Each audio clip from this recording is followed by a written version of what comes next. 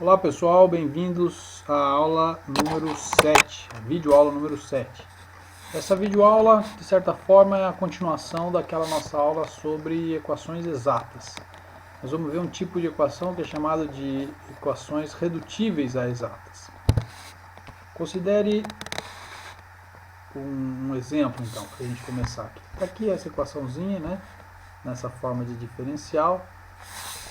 Vamos fazer o teste sobre essa equação para verificar se ela é exata. Calculo então a derivada da função m de duas variáveis com relação a y. Calculo a derivada da função n de duas variáveis em relação a x. E você vai verificar que essas duas derivadas parciais são diferentes. Portanto, essa equação não é uma equação exata. Bom, nesse caso aqui, nós vamos testar a seguinte possibilidade. Será que existe alguma função μ de duas variáveis que, se eu multiplicar a equação inteira por essa função μ, essa nova equação modificada aqui, ela se torna uma equação exata? Ou seja, eu quero saber agora se essa nova m, né, que é a m antiga, xy menos y quadrado vezes μ, quando tomada a sua derivada parcial em relação a y, será que essa derivada parcial vai ser igual desta nova m aqui, essa nova n aqui, que é a antiga n da equação original, vezes essa μ, que eu multipliquei a equação inteira, tomada a derivada parcial em relação a x. Ou seja, será que eu tenho essa condição aqui satisfeita, onde μm é uma nova função m, μn é uma nova função n. Bom, vamos calcular essas duas derivadas aqui usando a regra do produto. Se eu conseguir aquela igualdade ali, se aquela igualdade for satisfeita, então essa função μ é chamada de fator integrante. E essa equação modificada vai ser uma equação exata. Né? Sendo uma equação exata, ela admite o potencial e eu consigo resolver essa equação. Então vamos lá. Calculo a derivada do produto de μ por m, derivada parcial em relação a μ. Como é um produto, tem que fazer a regra do produto, está aqui, né? A derivada do primeiro vezes m mais o primeiro sem derivar vezes a derivada do segundo, onde a derivada aqui é uma derivada parcial. Portanto, eu escrevo esse índice y aqui.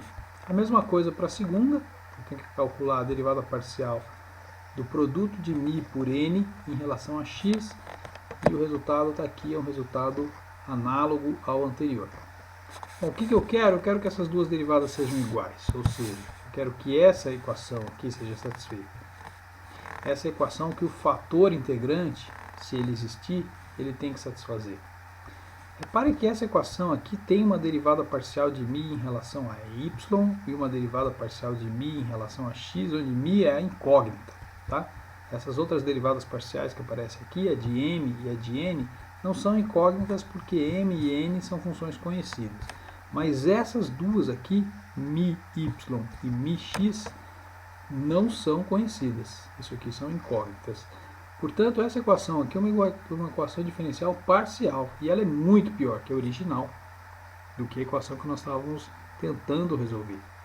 Quer dizer, essa metodologia aqui tem alguma coisa errada. Não é natural que eu, para resolver um problema simples, eu estabeleça alguma metodologia de solução onde eu caia num problema muito pior do que o que eu já estava resolvendo. Né? Bom, eu vou tentar então uma simplificação aqui. E a simplificação é bastante engenhosa. Ao invés de supor que o meu fator integrante μ dependa das duas variáveis x e y, que tal se ela dependesse de uma só? Será que existe um fator integrante que é função só de x ou um fator integrante que seja função só de y? O que eu ganho com isso? Eu ganho, você vai ver, nessa igualdade aqui você consegue enxergar já o que você ganha. Por exemplo, se o fator integrante for função só de x, essa derivada parcial aqui é zero. Então todo esse termo aqui, esse primeiro termo da equação, desaparece. E eu vou estar com uma equação que é uma equação ordinária, já que esta derivada aqui vai ser um μ', vai ser uma derivada ordinária. né?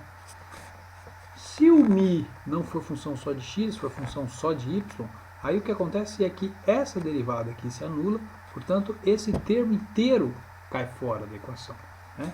E essa derivada fica sendo uma derivada ordinária. Vamos ver aqui, ó. Aqui está resumida essa situação. Opa. Aqui essa situação está resumida. Se o fator integrante μ, então, for função só de x, aquele primeiro termo onde tinha a derivada parcial de μ em relação a y desaparece. Eu fico só com esse termo na derivada de μ, que na verdade é uma derivada ordinária, é um dmi dx, ou é um μ', tá? Eu rearranjo esses termos, caio nesta equação aqui, ó. Veja que nessa equação my, nx e n são conhecidos, portanto isso aqui é uma expressão conhecida. Eu tenho uma equação que o fator integrante μ, para ser função só de x, deve cumprir essa equação aqui. Bom, tem um detalhezinho aqui que é o seguinte: esse termo, esse quociente que aparece aqui na equação, ele deve ser uma função exclusivamente de x, né? Para que essa equação aqui seja resolvível, eu tenho a variável dependente μ, aqui e aqui, e eu tenho a variável independente x. Portanto, eu espero que esse quociente seja uma função só de x, para que eu possa resolver essa equação, para que eu possa encontrar esse fator integrante função só de x. Isso acaba estabelecendo um critério. O critério é o seguinte: o fator integrante é função exclusivamente de x se esse quociente aqui, my menos nx, sobre n for função exclusiva de x. Tá ok? Bom, talvez o fator integrante não possa ser uma função exclusiva de x. Será que ele pode ser uma função exclusiva de y? Isso vai depender de cada equação. Se ele for uma função exclusivamente de y, o termo de derivada que desaparece da equação é esse, tá? A derivada de μ em relação a y, então, continua tendo efeito, porque μ é função só de y, tá? E esse termo aqui é o que não tem na equação. E você faz um rearranjo desses termos dessa equação, muito semelhante ao que você fez no caso ali em cima. Você vai cair numa equação ordinária em μ, né? Lembre-se, agora essa derivada é uma derivada ordinária, é essa derivada que aparece aqui, a derivada de μ em relação a y. Você tem um quociente aqui, vezes μ. De novo, aqui nós vamos cair num critério análogo ao que a gente caiu no caso 1. Esse quociente aqui tem que ser uma função exclusivamente de y, para que essa equação faça sentido e possa ser resolvida. Tá ok? Então, está aqui o critério. O fator integrante vai ser função só de x, se este quociente, derivada parcial de m em relação a y, menos derivada parcial de n em relação a x, sobre n, for função exclusiva de x. O fator integrante μ vai ser função só de y, desde que esse quociente, derivada parcial de n em relação a x, menos derivada parcial de m em relação a y, sobre n, seja função exclusiva de y. Pode acontecer um dos dois, pode acontecer os dois, e nesse caso você escolhe o fator integrante que preferir, e pode acontecer também nenhum dos dois, tá ok? Bom, voltando àquele exemplo que a gente estava resolvendo, eu vou fazer essa continha, pego as derivadas parciais de m em relação a y, de n em relação a x, fazer uma simples operação aqui, e você vai ver que o primeiro caso não é satisfeito. Você não consegue escrever este quociente como uma função exclusiva de x, tá? Vai ter sempre x e y nessa expressão. Agora, se você fizer o segundo caso, né, tomando a diferença entre as derivadas parciais dividido por m, você vai ver que aqui embaixo, se você colocar este y em evidência, você vai chegar numa expressão como essa. Portanto, esse termo cancela com esse, e você tem que esse quociente é 1 sobre y, portanto, função exclusiva de y, o que significa que existe um fator integrante que é função só de y. Vamos resolver essa equação para achar o fator integrante. A equação para achar o fator integrante, então, é essa. dμ dy igual aquele quociente, que eu descobri que é essa função só de y, aqui é 1 sobre y, vezes μ. Essa equação é sempre separável, tá? Quando o fator integrante existir, você vai cair sempre numa equação separável. Beleza. Separa, então, a equação para resolver. Está aqui, dμ sobre μ, dy sobre y, integra dos dois lados, ln de μ igual a ln de y, portanto, μ é igual a y. O que eu faço com esse fator integrante? Eu multiplico a equação original inteirinha por este fator integrante, está mostrado aqui, e obtenho uma nova equação. Só para efeito de teste aqui, de demonstração, eu vou fazer a conta, mostrar que a derivada parcial desse termo em relação a y é igual à derivada parcial desse termo em relação a x. Mas isso tem que acontecer porque eu montei o fator integrante exatamente para cumprir essa condição. Está aqui, ó, derivada parcial do primeiro em relação a y vai dar 2xy menos 3y quadrado. Derivada parcial do segundo com relação a x vai dar o mesmo 2xy menos 3y quadrado. Portanto, a nova equação é exata. Basta eu achar o potencial. A componente derivada parcial de φ do potencial em relação a x, primeira componente do gradiente, tem que ser igual àquele m. A segunda componente do gradiente, derivada parcial de φ em relação a y, tem que ser igual àquele n, né, onde esse m e esse n, que são m e o n, modificados.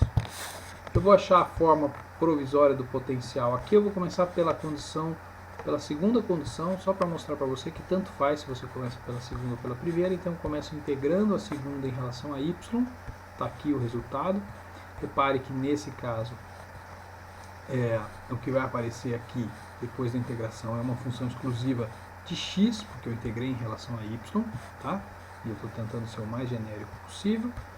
Para cumprir a primeira condição, eu pego essa forma que eu tenho provisória do potencial, calculo a derivada parcial em relação a x, está aqui feita a conta, isso aqui tem que ser igual ao m, está aqui, né?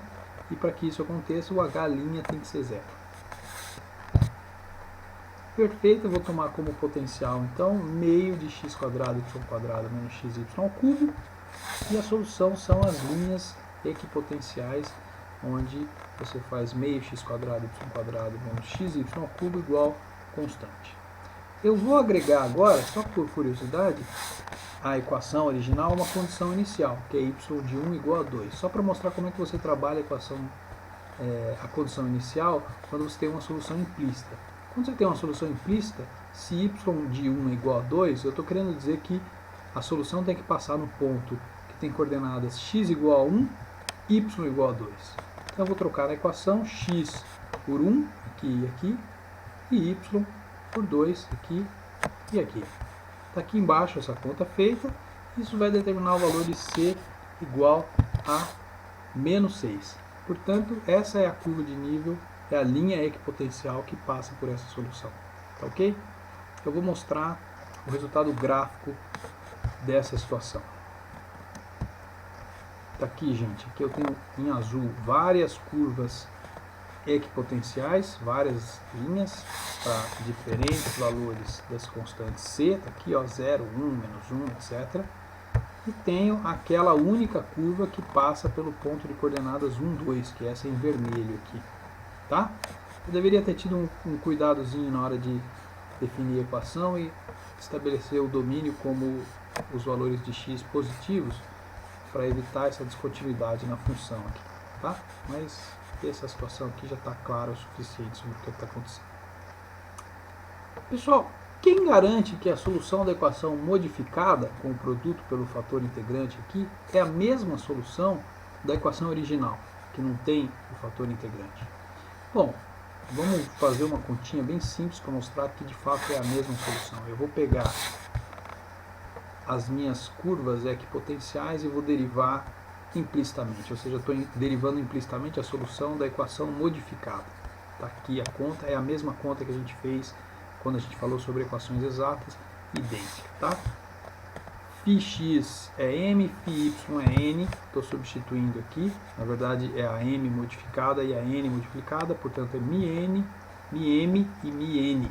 Eu coloco o μ em evidência e isso aqui continua sendo zero, como μ é diferente de zero em geral, não é igual a zero para todo o valor de x ou de y, significa que a equação está satisfeita também, tá ok? Então, de fato, a solução da equação modificada é a solução da equação original. Ok, pessoal? Isso termina essa aula, até a próxima.